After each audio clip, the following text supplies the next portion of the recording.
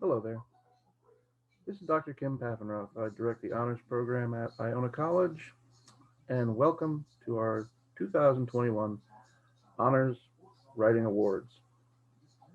They're named after Brother Robert Durning, a longtime professor at Iona, beloved professor at Iona, and one who was especially dedicated to our honors program. He is no longer with us physically, but his spirit lives on, I feel, in these awards and in the remarkable work that our faculty and our students do together to produce the best possible writing and analysis and presentations that our students do. Um, as we all know, we cannot be quite fully together as a group as we would in other years, but on the other hand, let us look on the bright side that a year ago, this award ceremony had to be completely online with people just sending in videos and then splicing them together into what I think was a lovely video, but had no personal, physical proximity or contact between us.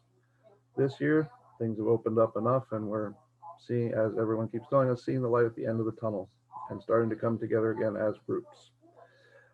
So we did record an in-person component with those professors and those students who were able to make it to campus, who are not quarantining or staying separate still.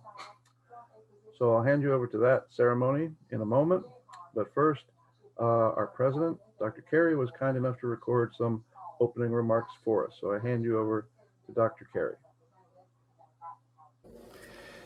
Thank you for giving me this opportunity to share a few words of congratulations with this year's Honors Writing Awards recipients. The Honors Writing Awards, in my opinion, is one of the most important things we do at Iona College. It represents the very best of student work around the most important topics that we study. Your essays that I've read explore the perennial themes of the human condition. You examine the most important texts throughout history, and in doing so, you will uncover the insights we need to make sense of our world and to move through our lives with wisdom.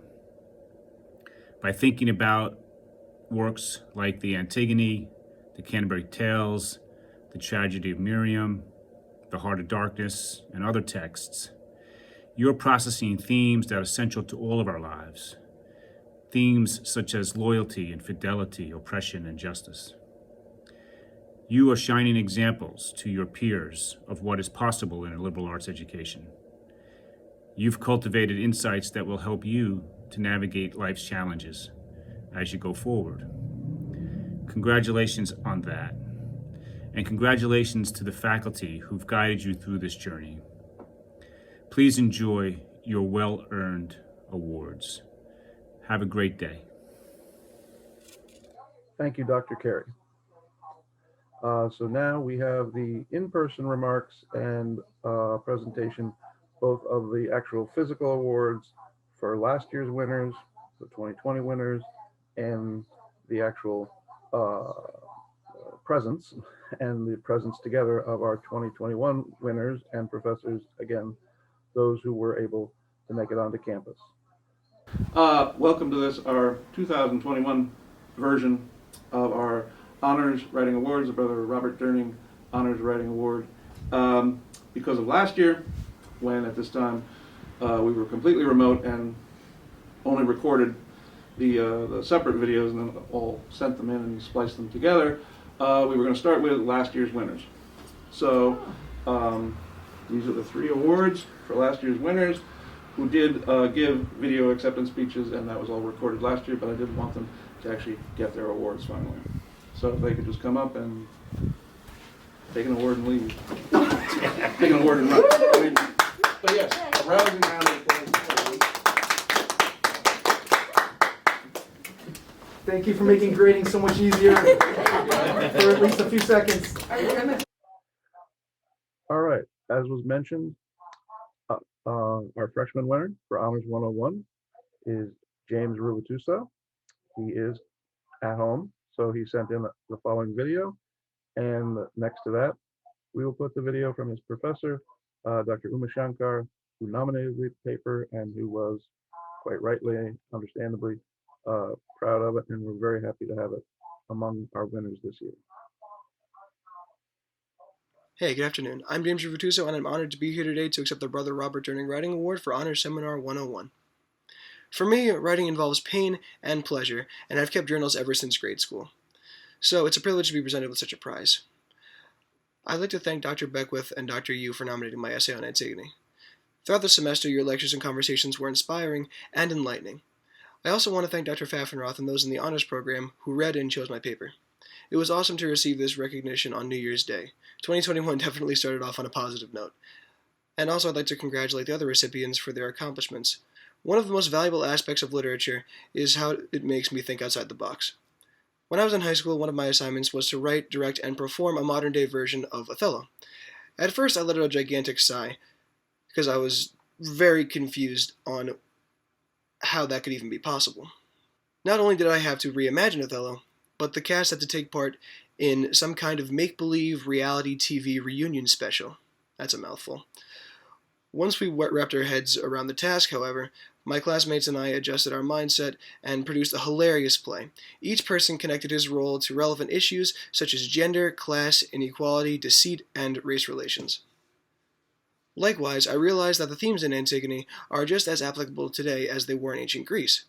Creon is trying to assert his political authority, while Antigone struggles with her loyalty to her family and higher powers. In the end, however, Sophocles wasn't writing about the correct way to bury a body. Rather, he was sending a timeless message about action and inaction that we still apply to society today. If we fail to act and don't perform our civic duty, then we're acting irresponsibly. When we do not act if we witness social injustice, then we act apathetically. Sophocles stressed the importance of unity between leaders and citizens. That lesson is very important, and what other lesson could be more to the point nowadays? I hope that my essay inspires other students, especially freshmen, to connect the dots between literary works and the real life. Thank you to everyone who helped put this ceremony together, and have a great day. Thank you. Thank you very much. Hi, James. Just wanted to congratulate you on an award well deserved. Dr. Beckwith and I were always so glad to have you in the classroom virtually. You were always engaged, always prepared, and I also had you in my other 341 class, and I wanted to say that your enthusiasm and your energy was always welcome. And I'm so very pleased that you are receiving this award. Well deserved, and congratulations. So James, very, very strong student in our 101 section last semester. I have him again in 102. And he wrote 3 very solid papers for us in the course of the semester. But it was actually I remember it was his first or second paper, a relatively short little paper on Antigone that I was just so struck by. And when we were asked to come up with an honors paper, I wrote Dr. Mashankar and I said, I think this is the paper we should submit. And it had a very interesting thesis, which was the idea that it's not about, that Antigone as a play is less about a sort of sense of righteousness or the things that we often think of that play about, but simply about doing versus not doing, about the issues of inaction, and that it is the inaction of characters versus the action of other characters that actually causes the tragedy in the play. And I just thought it was really sort of a clever insight and just really beautifully written. And so I was very happy to put that forward, and was very happy to see that those who reviewed the paper agreed with our assessment and awarded it the prize for 101. Great. Our winner for 102 this year, Maggie Dougherty. She was not able to make it in person to the ceremony, though you will see comments from Dr. Theory and Dr. Carlson, her professors for 102, talking about her paper and the quality that they immediately saw in it when they read it. And we'll follow that up with a short acceptance speech from Ms. Dougherty. Hello, my name is Margaret Doherty, and I'm a sophomore in the honors program. I'm very honored to be receiving the Brother Robert Durning Writing Award for my final essay, written in Honors 102 in May of 2020. In this paper, I examined the theme of loyalty in a selection of short stories from the Canterbury Tales by Geoffrey Chaucer and the Lays of Marie de France. I was inspired to write this paper because of the many engaging discussions that we had about courtly love in our honors seminar. I was interested in how these works both explore the idea of marriages put up against the test of infidelity. I found that there's a spectrum of loyalty in these tales. Chaucer's The Merchant Tale represents a total lack of faithfulness, while the Franklin's Tale represents the complete opposite, a marriage founded on mutual loyalty. Marie de France's story Eliduc occupies the middle ground, describing a love triangle full of conflicting emotions and morally ambiguous challenges. These stories all offer a fascinating look into the genre of courtly love in medieval literature. I want to thank Dr. Paffenroth not just for this award, but also for all of the work he does for the honors program. I also want to thank my professors in Honors 102, Dr. Carlson and Dr. Theory, for their guidance and for making the class very enjoyable and enlightening. And lastly, thanks to my fellow honors students, who are always inspiring me to think outside the box with their bright ideas. I look forward to my remaining years in the honors program as we continue to critically analyze texts and develop the writing and thinking skills that will help us in the future. That we were grading separately, separated by miles because I was in Florida, trying to do all of this end of the year madness virtually because of course COVID caught us all off guard. And so my recollection of that time is like a lot of chaos. Oh my God, this paper is absolutely freaking brilliant. Chaos. So I could not tell you the title of it, and I don't know that I remember much of the content, but I remember being struck by how articulate and how intelligent and how well written it was, and why can I not convince this person to be an English major? So those are my profound thoughts on the matter. This is why I rely on Dr. Theory. Dr. Theory. Please say something better than that.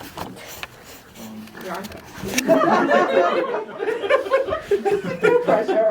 Freezing under the pressure, I can't take it. But I look really good behind the mask, I swear. Well, as a lighthearted anecdote, actually, if you remember, right, this paper was so good that it in fact did the thing that is somewhat sad among professordom, that it made the plagiarism antennas go up. It did. And be like, oh my God, how did you have these thoughts? This is amazing. I know, and I already had Miss Doherty in a class prior, so I knew she was a very intelligent student.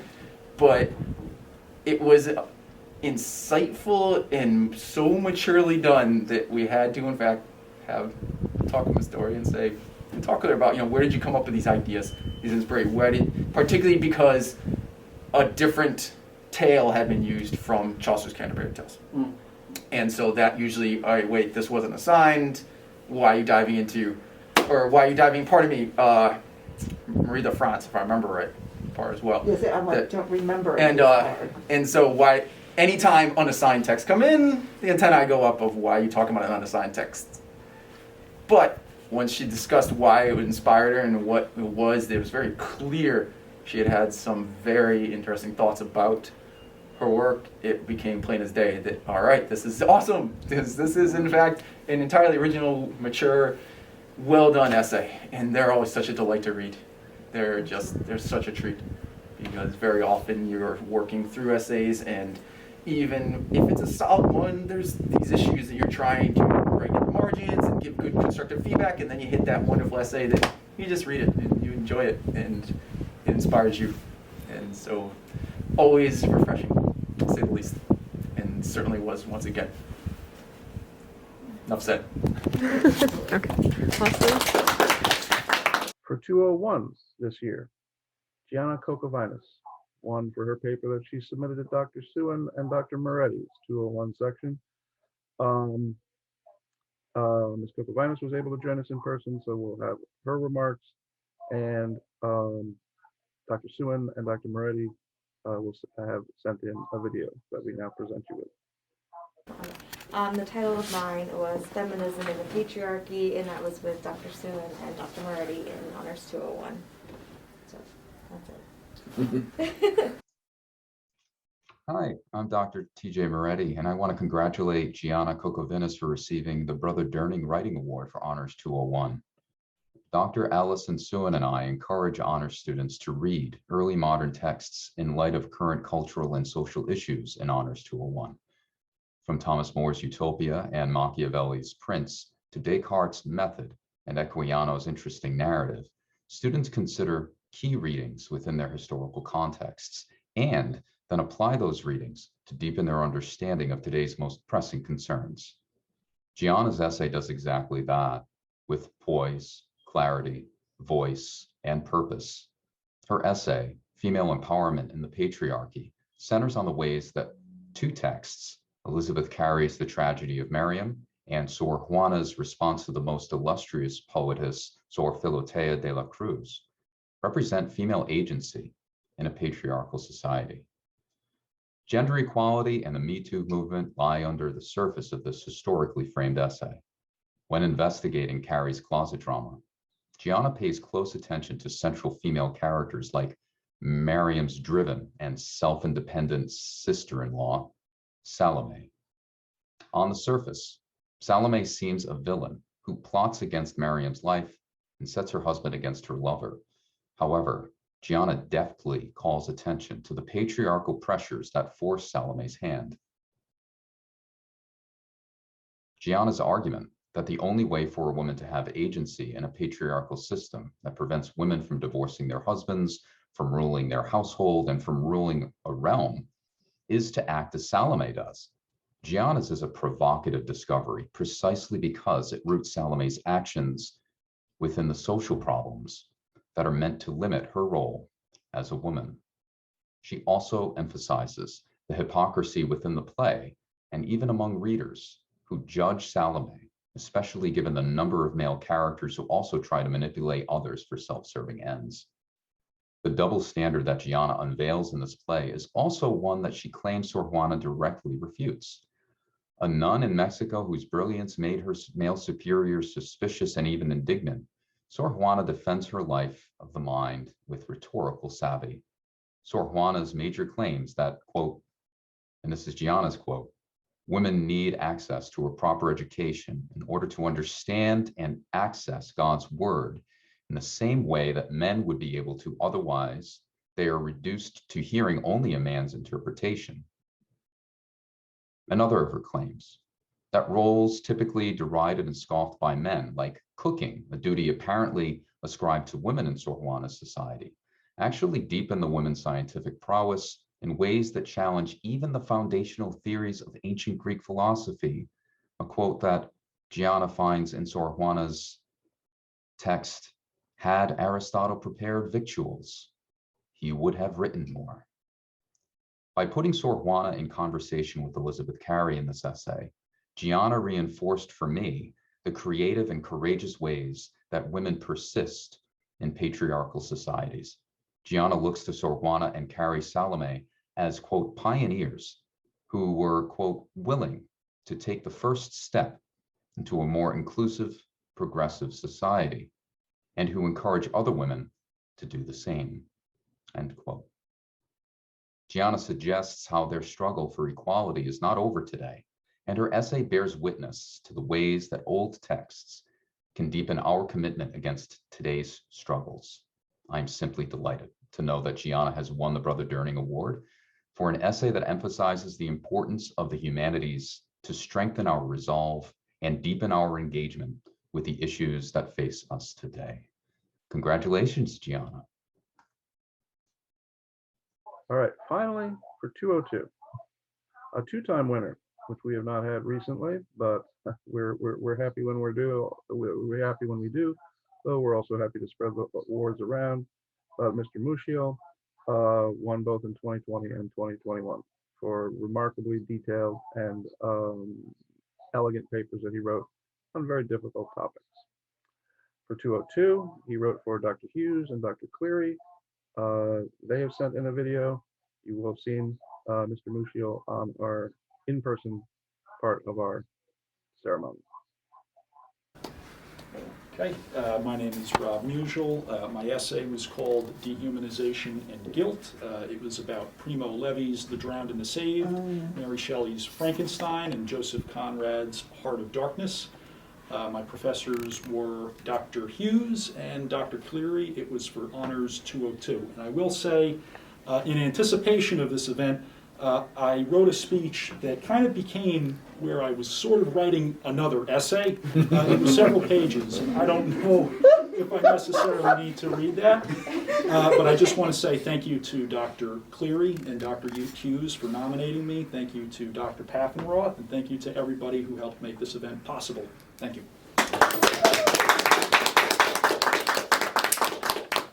Hi Rob, this is Dr. Hughes. I just wanted to congratulate you on your very well-deserved writing award for the honors program. You wrote a fantastic paper for Dr. Cleary and I back in the spring on the themes of dehumanization and guilt in Mary Shelley's Frankenstein, Primo Levi's Drowned and the Saved, and also Joseph Conrad's Heart of Darkness. You were, a real treat to have in class. Dr. Cleary and I could always count on you to have something thoughtful and insightful to say. So once again, just wanted to say congratulations. Hi, Rob. Don't you get tired of winning this many awards? But let me be honest. I don't get tired of making these videos for you. My only regret, of course, is that this is the second video I've had to make for you, congratulating you on winning the Robert Durning Award for Excellence in Writing in the Honors Program. My wish was that I could have presented this to you in person when we first nominated and you were awarded this award last spring. It's been a relatively uneventful year, hasn't it? But it's no surprise that Robert's incisive thinking, that his sharp, terse writing, and his overall congenial thoughtfulness shone in this paper. A paper that covered one of the darker parts of human experience, dehumanization, covering Mary Shelley's Frankenstein, Joseph Conrad's Heart of Darkness, Primo Levi's The Drowned and the Saved. Three works of modernity that, to differing degrees, show us the failures of modernity and the ways in which groups, communities, individuals have been dehumanized and often made to feel guilty in the process of being dehumanized. And yet in that very, very dark topic, Robert found some light, which is characteristic of his writing and why I think he's been awarded so many Durning Awards. He found some hope coming out of the rubble and the fragments of these records of dehumanization. And that was perhaps the best part of his paper. And having known Brother Durning for his last few years at Iona, I know that Robert's paper would have been one he would have found great delight in. But as I'm never going to grow tired of saying, I think knowing Brother Durning, he would have found far more delight in Robert the individual, in Robert the human being, who through his journey in the honor seminars I know I have witnessed grow into a genuine scholar, a warm human being, and someone who exemplifies all the great values not only of the Iona Honors Program, but of Iona College itself. So Robert, I imagine a year from now, I'll be recording another video congratulating you on winning yet another award. And hopefully I'll have some new material for that. But along with Dr. Michael Hughes, I just want to say a most hearty congratulations. All right, those are our winners this year and last year's. Thank you, and I hope our winners feel appropriately honored in these unconventional and unforeseen circumstances that we have, but that we are trying to approach with as much normalcy and continuity as we can. We certainly hope that next year we'll all be in person, gathering for next year's batch of winners, which I know, regardless of what format we're in or where we are, we're going to have another fine batch of students and another fine batch of papers, and we'll be able to honor those in 2022. Thank you all. Stay healthy, and I'll see you then.